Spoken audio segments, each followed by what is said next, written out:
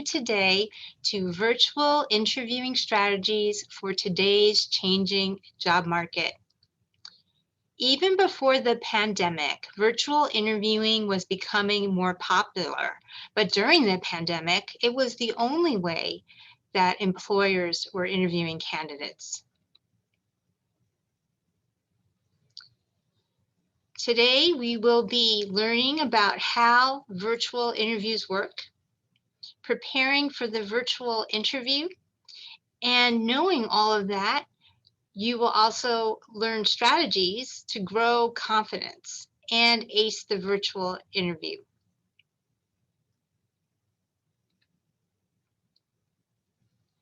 There are many virtual interview benefits. According to HireVue, 86% of companies are using virtual interview technology. And some of the benefits are that they can reach candidates in less time. Candidates can schedule themselves 24/7. Also, candidates are not having to build in transportation time. Companies are saving time and money. It's reducing the time to hire candidates, and there's no travel costs involved. And also, it's increasing productivity by 4 times, as the recruiters are not spending time reviewing resumes, also doing phone screens, juggling their schedules to reach candidates, and also playing phone tag with candidates. So virtual interviewing will be here to stay, even in the post-pandemic world. There are 2 types of virtual interviews. The first one is on-demand virtual interviewing, where the candidate uses video recording software to record their answers to questions. And then that video is sent back to the employer for their assessment. And then the other type is the live virtual interview, where a candidate is having an interview conducted for them online, real time, using video conferencing software, such as Zoom, Microsoft Teams, or Google Meet. I think we will find in the post-pandemic world that the first interview will be done via phone or on-demand virtual or a live virtual interview. And then they will just bring back the top candidates to come on site in person for the final round of interviews.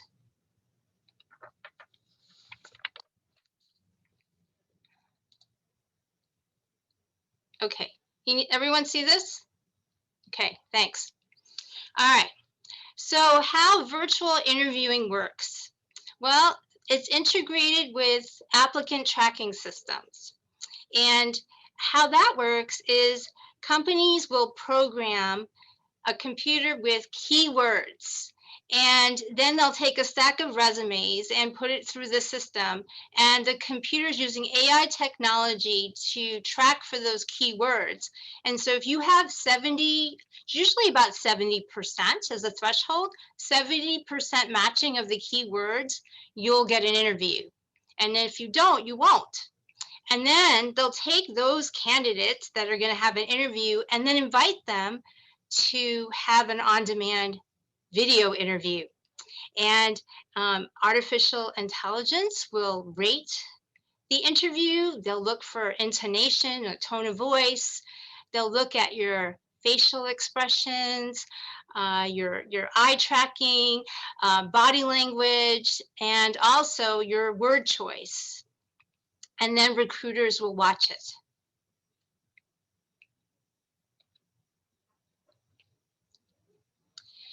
So to prepare for your virtual interview, it's so important to use that your technology is working properly.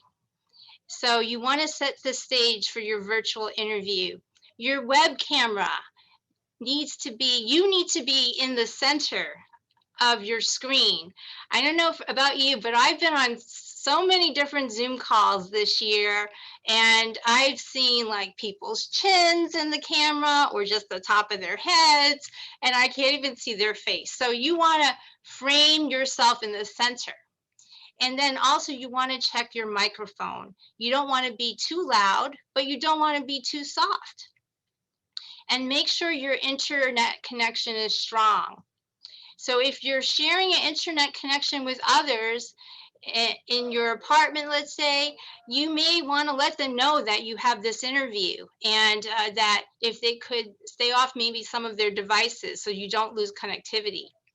Also, you want to check the lighting, that your lighting is good. So the light should be behind your camera, not behind you. So when the light is behind you, all they see is the light and they don't see you.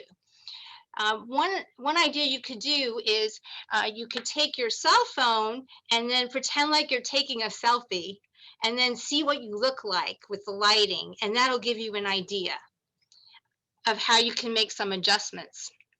And then you want to power up your laptop or phone. So again, check your tech and do a dry run the day before. What virtual background should you be using? Well, you really want to have a neutral, neat, and organized background. So something that is quiet and disruption free, and you want to close down any other apps that you have. So sometimes it's just great to just have a neutral blank wall behind you. But if you are going to choose a virtual background, it's highly suggested that you choose an office background, and like not the beach or the mountains or outer space. Choose an office background. That's what recruiters prefer. You want to dress for success. So you want to wear the same attire you would wear if you had an in-person interview. And it's important to know the industry that you're in and what they're wearing there. So like if you have an interview for banking, it's probably going to be more conservative. But maybe if you have an interview for a really trending advertising company, you might want to wear something a little bit more business casual. So just you can check out the company's website and see what people are wearing. But if you're not sure, it's better to dress up than dress down. Like be overdressed than underdressed. You can also make sure you just are dressed professionally from the waist up. And I know some people they wear pajamas on the bottom, but whatever. But just look the part. Okay. Wear solid and darker colors as opposed to stripes or patterns, because they tend to be more distracting. To prepare for the interview, you want to have your attachments ready. Have a copy of your resume in front of you. Have the job posting in front of you, your cover letter, your portfolio, or any other supporting documents you think they may ask you about. And have your notes close by. You also want to take notes by hand. So it's important that you master the art of taking notes without losing eye contact. You don't want to lose eye contact. So you don't want to be taking notes on your computer, because you could be perceived as not paying attention and missing what the interviewer is saying. And then have a glass of water nearby. Also, you want to minimize distractions. Put pets somewhere where you can't hear them. I don't know, I've also been on Zoom calls where you've seen dogs and cats walk in the background. So for your interview, you don't want that to happen. And then also close your windows in case there's some noise that's going to come from the outside. And then also put your cell phone on silent mode. Here's a new one. I was on an important Zoom call last week, and my Microsoft update started kicking in, and it kicked me off a Zoom call. So you might want to also do any computer updates ahead of time as well. Again, you may want to put a sign on the door that says "Do not disturb, meeting in progress," so that those around you would be more quiet.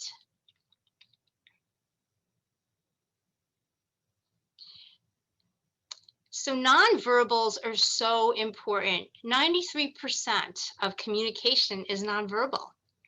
And as we said before, with the AI technology, they're also tracking this. So you want to make eye contact with the interviewer, and that is by looking into the camera rather than at the person on the screen. And if you wear glasses, wear them during practice sessions to make sure there's not a lot of glare. It's important to be yourself and show your personality. Be enthusiastic and also sit up straight, have good posture, right? Don't slouch and smile. Smiling is so important. Smiling projects self-confidence. It puts you at ease and also puts the interviewer at ease. So we're not meeting face to face right now, and so you can't have that handshake. So a digital version of the handshake would be the virtual wave. So have that virtual wave, the greeting for the interviewer. Hi, it's nice to meet you.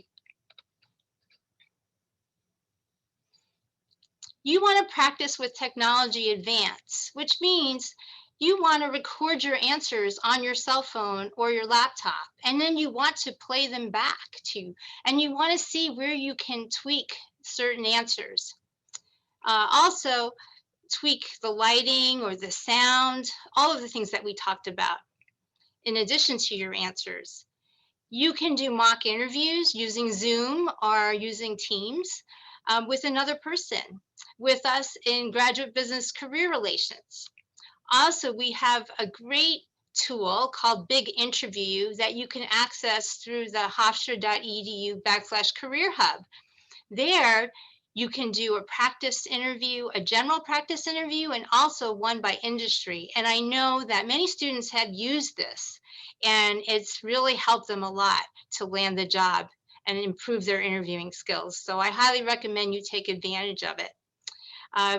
They also have a feature where you videotape yourself doing the interview, and they will give you feedback through AI technology. You can also send us a copy of the interview or have us watch it with you through an appointment with us, and we can give you feedback that way as well. And there's also an interview prep feature in LinkedIn. If you go to jobs, you'll see it. And then you can also video record your answers there too.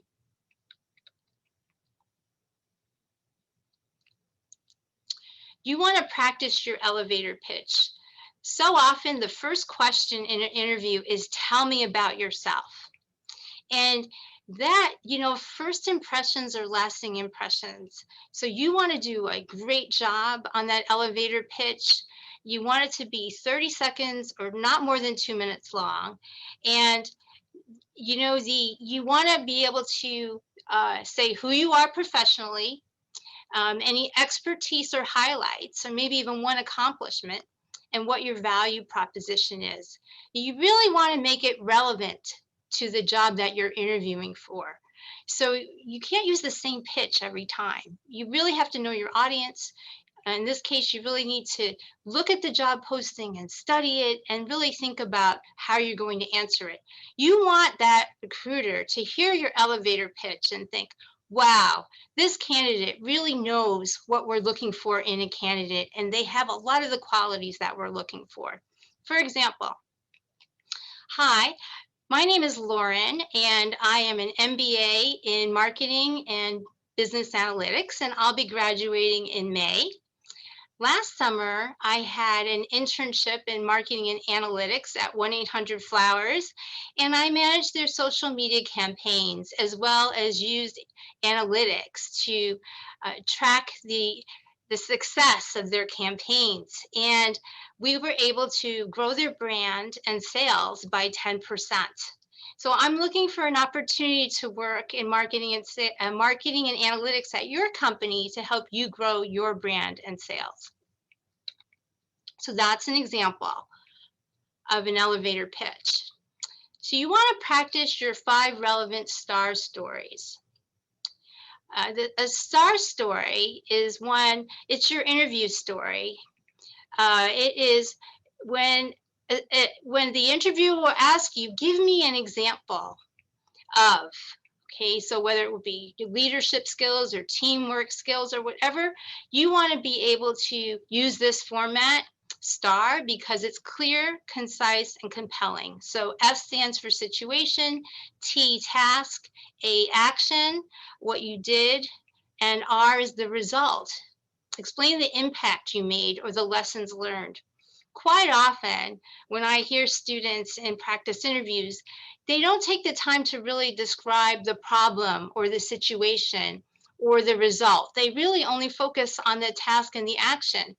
And your interview stories are so much more powerful if you include the situation and the result and how the situation was not so good, but then after you did this action, the result was so much better. So the other thing is to be relevant, you want to use keywords from the job posting. So important. And then also be concise. You practice your interview stories. They should not be more than 2 minutes long.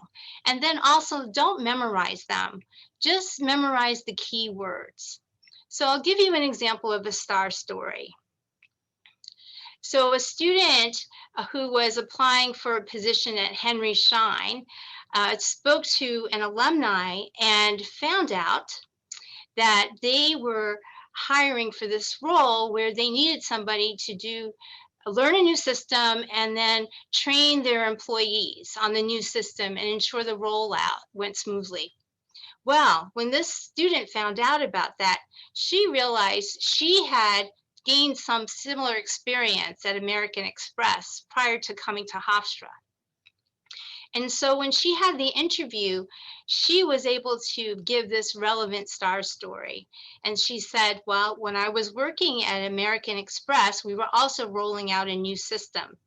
And some of the employees were uncomfortable with the system and didn't really see the benefits behind it. And so what my task was to learn the new system, which I learned the ins and outs very quickly. And I was also able to come up with a training manual to help the employees learn the new system, but understand the benefits and how it would make their jobs easier, increase productivity and efficiencies. And the result was that the employees were well trained and the rollout went very smoothly. So that's an example of a relevant STAR story.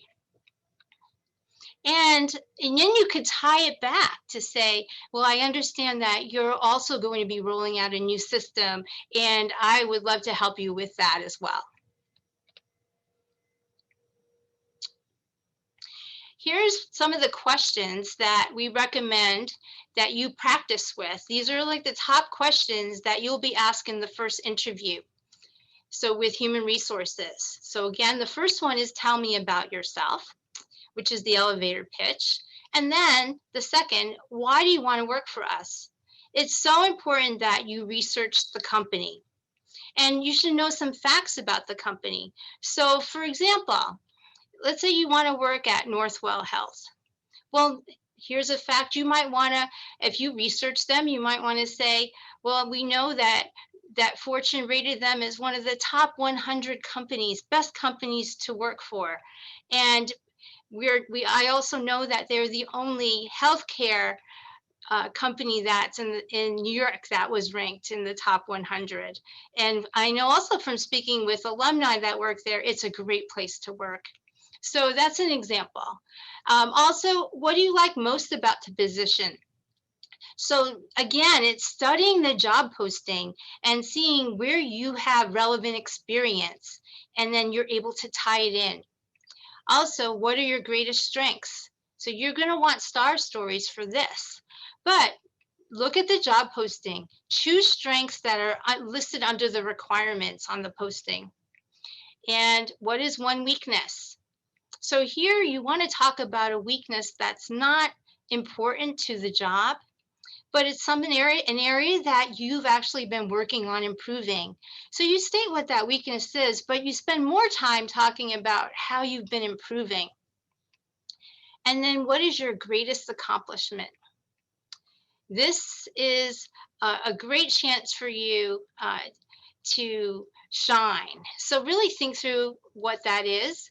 it doesn't necessarily have to be a work accomplishment, but if I guess a great one would be something if you did have relevant experience, and you talked about that. But I know one of the examples a lot of students will talk about the fact that you worked full time while you were in the master's program, and that you were able to juggle the rigors of the academic program as well as continue to excel in your career. So that's an idea. Um, or maybe you were also a leader of a student association on campus, and juggling that with your and doing an internship, and also still keeping your grades up. So just think a little bit maybe broader. You may want to think a little bit broader than just like one accomplishment if you can't think of that one accomplishment. And then what are your career goals? So where do you want to be in 5 years? I think the best way to answer that question is to think about where you would be in that company if you would continue to learn and to grow and develop with that company. And tell me about a conflict with a boss or coworker. So that's an important question. And so you may want to think about a time where you disagreed on something, and then you were able to hear each other out. And maybe the final solution was to collaborate together and choose some of your ideas and some of the ideas of another person or a coworker. Also, why did you leave your last position? So that's so important to really think through your answer to that in advance. And also, don't say anything negative about your past company.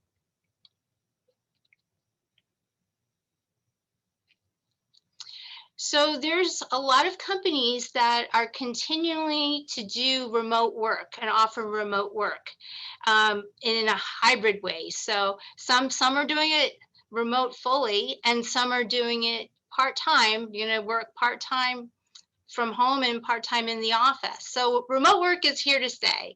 And so with that, here are some questions you're going to be finding on the interviews, because employers are concerned. They still are concerned that people are going to be working when they're remote. And so they want people that have emotional intelligence. That means being able to understand their own emotions and control it, and also understand the emotions of others. That's why this describing a conflict is a good question that measures that. Or tell me about a difficult customer you worked with and how you got them to change their mind.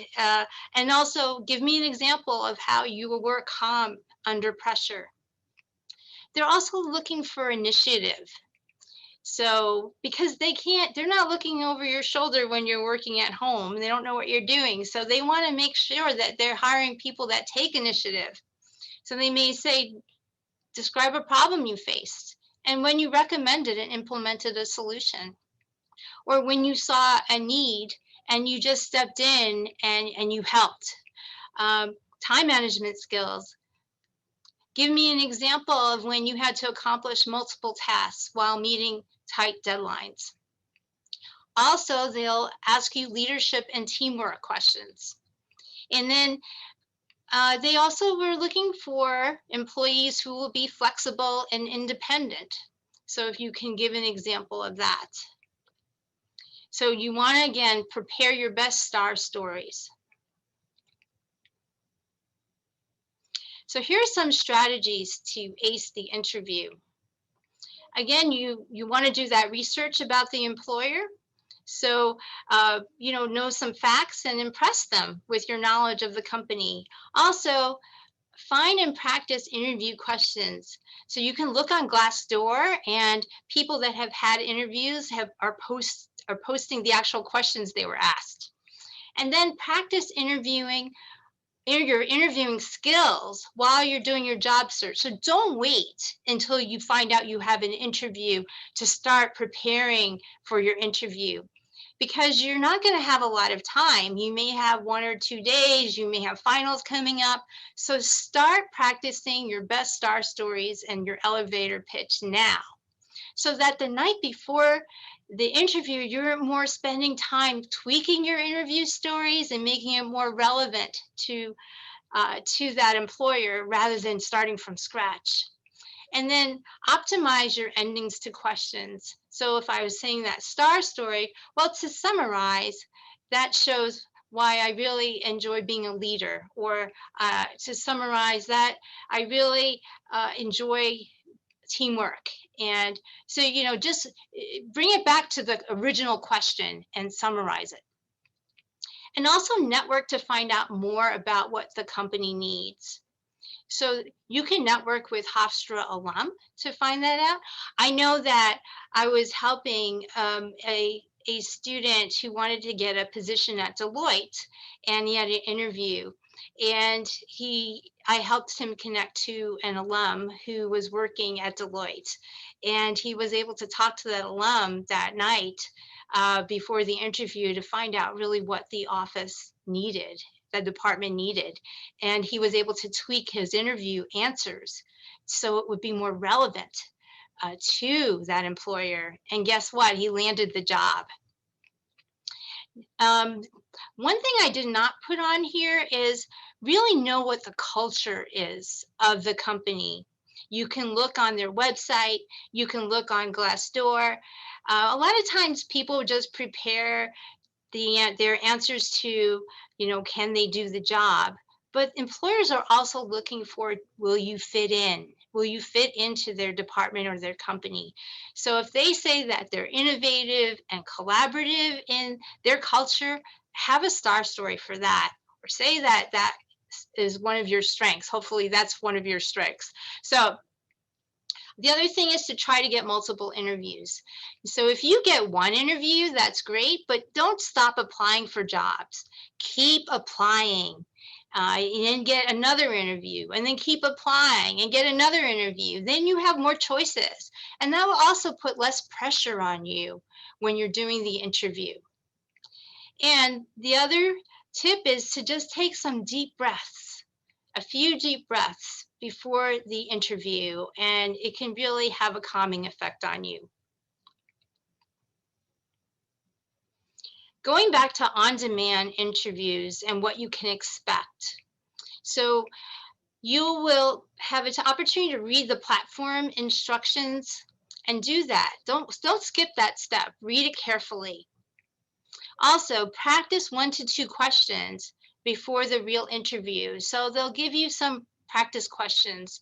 Take the time and do that, just so you get the feel for using the tool. Usually they'll give you 30 seconds to prep for each question. Usually there are about 2 to 6 questions for 20 minutes. So that's why telling you to prepare a 2-minute star story fits in well with this. Again, and then also there's a countdown clock. So you can see on the screen, it says response time, 2 minutes, 49 seconds. So you have an idea of how much time is left when you're talking. So the other tip is, don't feel like you have to use up the whole time. What's more important is that your answers are clear and concise and compelling. And that's why we're asking you to practice them in advance, so that you don't end up in a spot where you actually run out of time. The other thing is, if you are interviewing in person, over virtually over Zoom or Teams, you'll have a chance to ask questions. It's so important because at the end of the interviewer will say, do you have any questions for me? And if you say, no, you answered all my questions, what are they going to think? Well, they'll probably think either you're not really that interested, or you haven't prepared, you didn't do your homework. So here are some here are some questions you could ask at the end. Well, what would success look like for me if I was in this role? And if I did an extraordinary job, what goals would I reach in the first 6 to 12 months? I was very excited to read about X initiative. Could you tell me more about that? I noticed a lot of emphasis placed on company work culture. Could you tell me about your experience of the culture here? And what's your favorite part about working at X Corp? And then if you're going for a remote job, here are two questions.